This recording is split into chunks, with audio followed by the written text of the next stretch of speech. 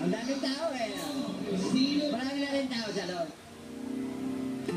Of course, this ganyan eh. Talaga sinusupport ko. The chemistry is undeniable. Ano masasabi niyo sa love team na Lizken? Iba ang charisma. Coming from the success of Forevermore, sa tingin niyo po ano magiging resulta nitong Just the Way You Are? My goodness, this should be one of the biggest blockbusters kasi knowing kung gaano kasabit ang mga tao sa Lizken, di ba? We knew naman that this is a pair na parang will go places and may chemistry talaga.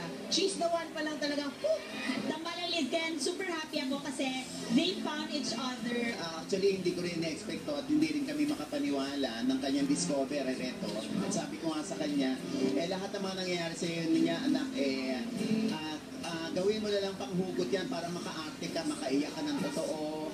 Yun, makapag-emote ka yan. Kaya yan, ngayon napakahusay niya umarte. Why did you come tonight? Who did you come to support? Of course, Eliza, and she's my best friend. And of course, pati si Quinn. Friend ko din siya.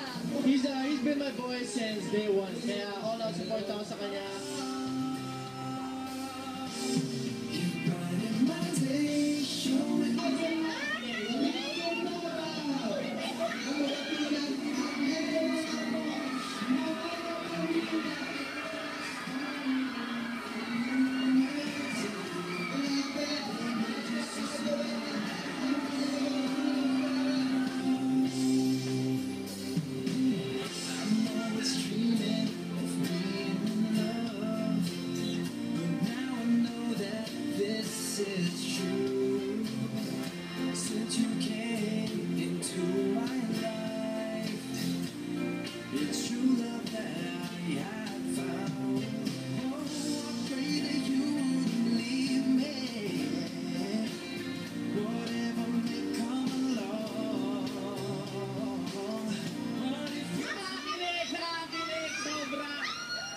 Grabe, ang ganda kahit lalaki, di kiligin.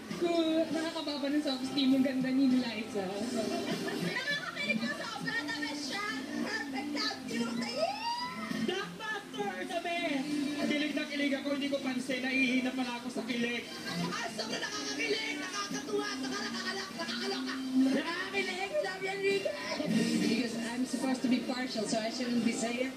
But it was really great. It was better than I could imagine. How proud of you. Oh, completely proud. And his father, who is my brother, he would have been so proud of his son.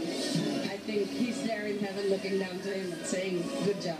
So nakapanood ko naman Just the Way You Are, guys. And I think it's one of my most favorite Star Cinema movies ever. Kasi, alam nyo, sa umpisa, when I watched the trailer, I've seen this plot before. Yung, may bet, papusahan yung girl. Tapos, pangit yung girl, papagandahin. Pero alam nyo dito, sobrang iba yung atake nila. They made it work. Ang galing-galing. And super nakakakilig ang Lizken, guys. And of course, ang pinaka na-surprise ko is that ang galing ng pag-arte dito na ng Lizken and all the other cast members. Kasi ang daming best na paiyak talaga ako. Yung buong cinema, dalang-dala nila. Parang may isang sumigaw nga na parang ano ba to, parang prayer meeting na ba to kasi talagang halos bawat line, ang dami nag-react, parang may response.